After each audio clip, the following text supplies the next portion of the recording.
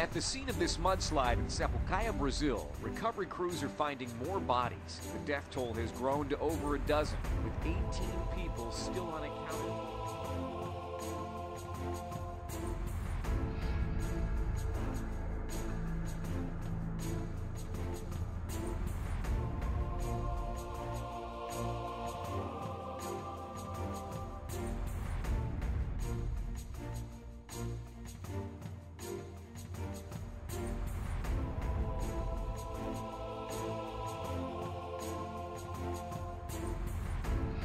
Tonight, a mysterious traffic tie-up just before the afternoon rush hour, and it was all because of birds. This is really weird. Hundreds of birds literally just dropped from the sky and then landed on I-95.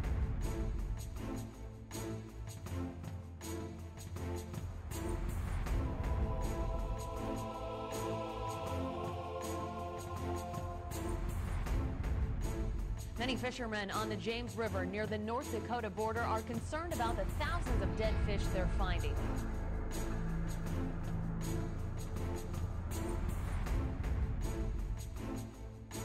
Tonight, a worldwide investigation into the evil and destructive ways of a self-proclaimed Messiah, a charismatic Australian whose devoted disciples believe he walked this earth 2,000 years ago. Fellow on YouTube who is claiming to be Jesus Christ.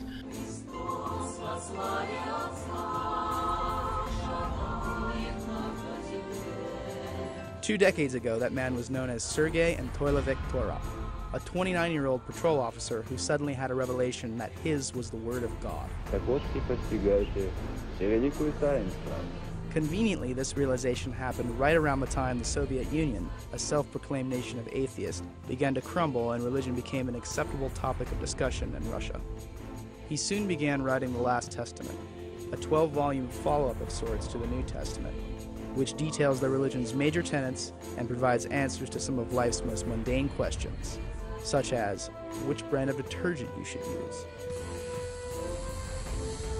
In a tattoo parlor on trendy South Beach, did the 666 really big? sat the daughter of the man who claims to be God. He's back. He's here to teach us that we should reign in life, that there is no sin, and today we're honoring him with a symbol. Joanne de Jesus is one of several dozen members of a religious sect called Creciendo en Gracia, or Growing in Grace. They were tattooed on their arms, ankles, even their necks with 666, the biblical sign of the Antichrist. Why? Because their spiritual leader says he is the Antichrist, not the embodiment of evil, but rather the second coming.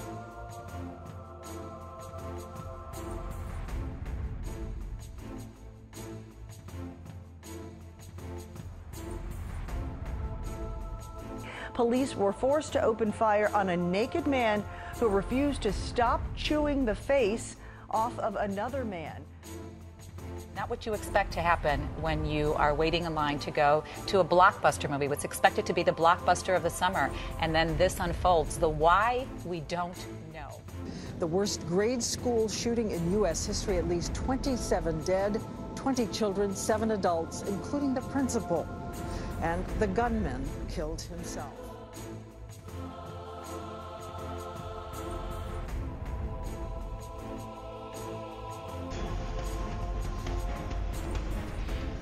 Drought conditions now in 26 states beginning to affect food prices. It's the worst drought in the nation's breadbasket since at least the 1950s. In some parts of Missouri, Illinois, Indiana, you have brown, shriveled fields of corn and soybeans. In parts of Iowa and Illinois, some fields are brown, others are still green, but when you go within those fields, you can see that on the stalks are ears of corn that are no longer growing. Even rain today through the rest of the month would not salvage some of these fields because, quite frankly, these ears of corn haven't pollinated. There would be no kernels on the corn. Now, grain prices feed into just about anything. That means that you're going to see higher food prices at the grocery store. Beef, poultry, pork. Right now, you've got ground beef, highest price since 1984. Bone-in chicken breasts are at record highs. Don't forget, we also burn corn for ethanol, so we'll be watching ethanol prices as well. When you look at a map of how the drought has spread throughout the country, you can see a very dry, hot year has really hammered some of the most fertile farmland in America.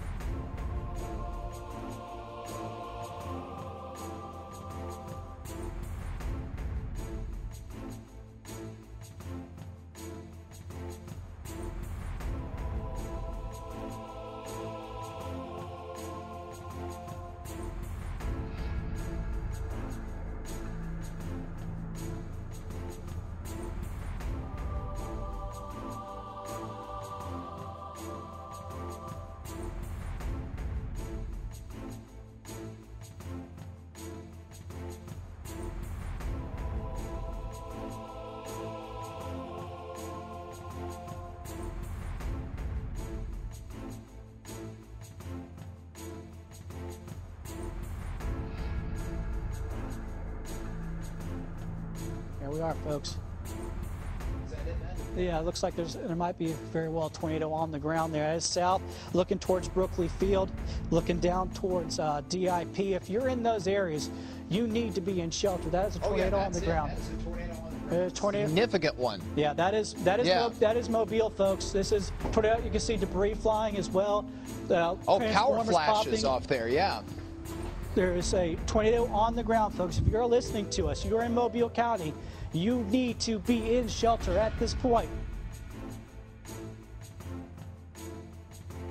Monsoon caused major dams and rivers to overflow. 9 surrounding provinces have also been affected.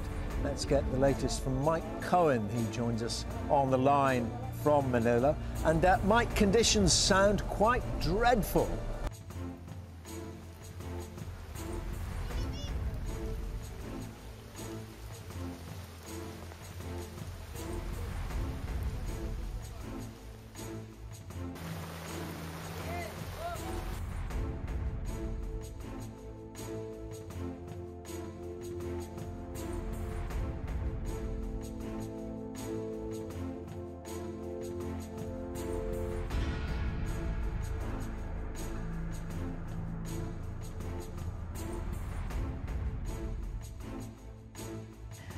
You're going to see a bright fireball. It's been seen streaking across the sky in North Texas. A NASA camera picked up the flash of light, just look at that, some 800 kilometers away in New Mexico. A spokesman for the organization says the fireball was most likely a meteor and about the size of a basketball. This is what they look like. It looks like a ball of fire streaking across the sky, hence the name Fireball. They are usually brighter than a shooting star and can happen at any time of the day or night. So now that's why you saw one today extra bright. For reasons astronomers don't fully understand, they occur in early April. Now, chunks of meteors enter and burn up in our atmosphere.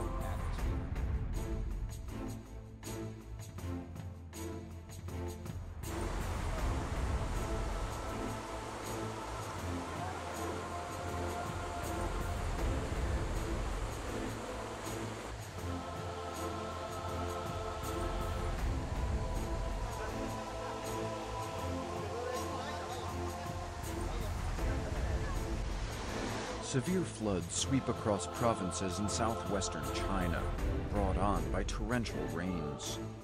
According to Chinese state media, hundreds of thousands of people have been forced to evacuate the area. In Sichuan province, a hydroelectric power station risks a breach in its dam. With electricity cut in many areas, local authorities are working on an emergency plan to renew the power supply using electric generators. An estimated 2.5 million people in China have been affected by the recent rainstorms, according to official news agency Xinhua. In Egypt, thousands of opponents of Egypt's Islamic president clashed with his supporters and security forces across the country Friday, burning several offices of the Muslim Brotherhood in the most violent and widespread protest since Mohamed Morsi came to power, sparked by his move to grant himself sweeping powers. The critics of Morsi have called him the new pharaoh, as he passed edicts allowing him to overrule any judicial oversight and giving him essentially dictatorial powers.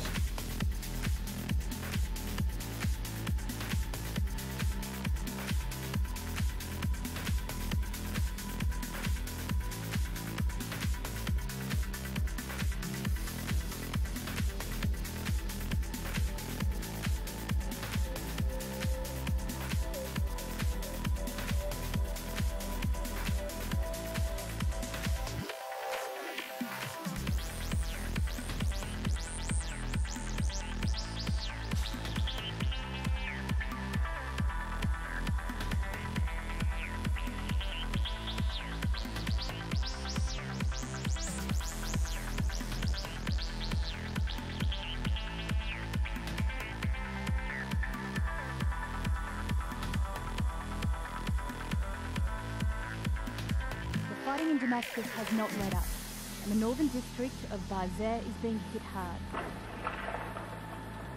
Activists say government troops are on the streets and the rooftops looking for rebel fighters. Well, Iranian leader Mahmoud Ahmadinejad now in Latin America, and it has some worried, some in the West worried about what he's up to, worried that he's making new friends, forming a new group that doesn't like America. This as Timothy Geithner takes a trip to China to talk about U.S. sanctions with Iran. What they say essentially is that you've got to be kidding yourself if you don't see what this all adds up to.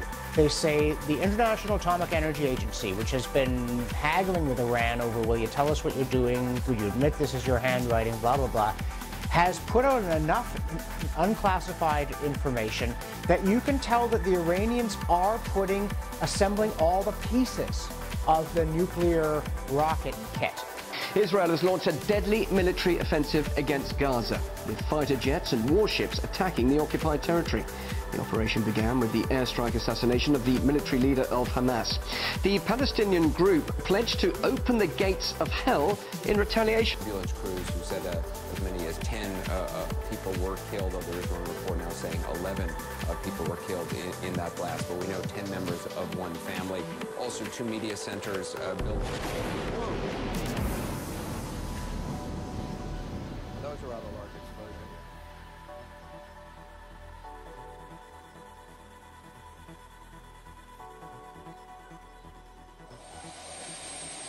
Since the first U.S. outbreak of West Nile virus in 1999, New York City has taken to the skies to spray for mosquitoes, hoping to keep the virus in check.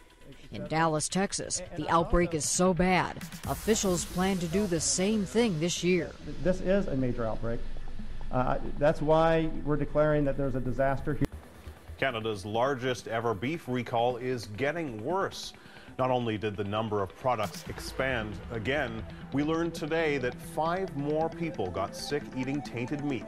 Another story happening this hour, a deadly outbreak of E. coli spreading in the South. Already 14 people in 6 states have gotten sick. Health officials are investigating a deadly and dangerous outbreak of E. coli in 6 states.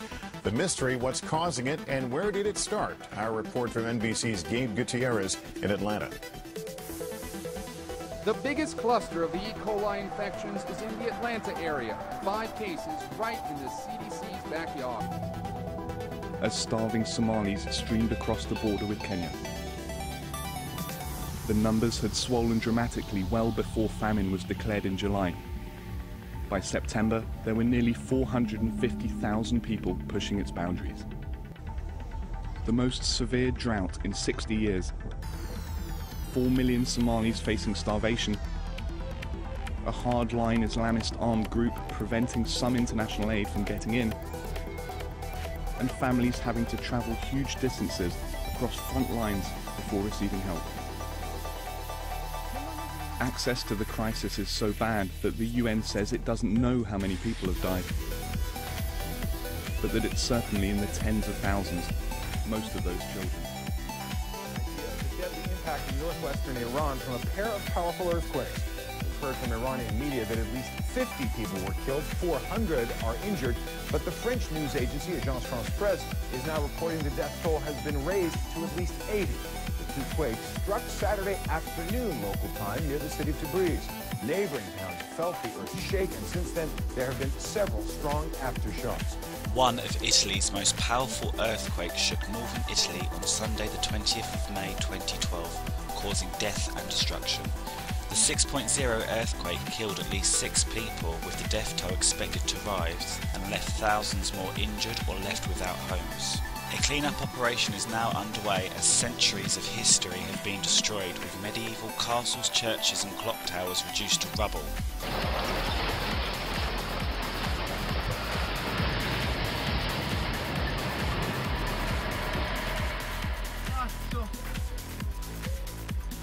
On this Sunday, a seismic swarm is causing extensive damage just to our east, and all this shaking is rattling nerves around San Diego County. This swarm is made up of more than 200 quakes, 2 of which were as strong as 5.3 and 5.5.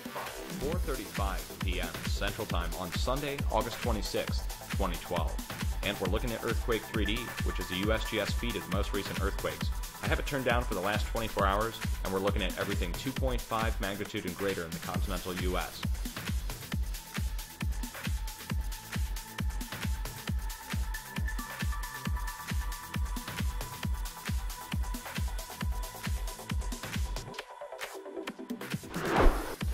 Remnants of Hurricane Isaac are still dumping torrents of rain, 9 inches in just the past 24 hours in New Jersey, and spawning twisters. This is cell phone video of a funnel cloud forming in Cherry Hill, New Jersey. Isaac has been a tornado maker since its landfall. This one in Gulfport, Mississippi, and has left a trail of twisters for days as far north as Arkansas, Missouri, and Illinois. But even with all of Isaac's action, it's been a surprisingly light summer for tornadoes. The National Severe Storms Laboratory in Norman, Oklahoma, now saying it's the quietest year since the 1950s.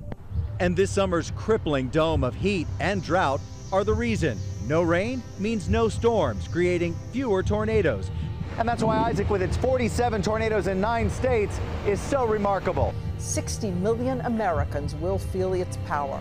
We're essentially inside the storm, Diane. It is just to our south, and we're easily getting into some of the worst gusts, 60 to even 74 miles per hour, that threshold of hurricane force, one of the worst storms that has ever hit Atlantic City. This city is basically underwater. It is chaos along the Jersey Shore. The superstorm battering the barrier islands. In the crosshairs, Atlantic City. The road into this seafront town is completely submerged. Damage started early. Massive chunks of boardwalk littering the streets. Street after avenue after cul-de-sac, inundated.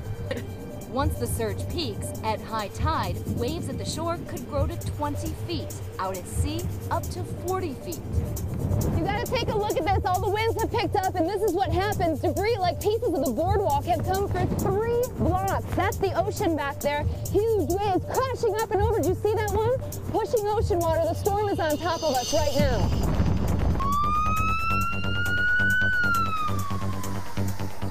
We're entering into Staten Island now, and this is one of the places that was really very badly affected by Hurricane Sandy. What we want to do is go and talk to some people about what it was like to be here during the storm, but also the cleanup operation that they're facing now. People's houses have been absolutely gutted by water.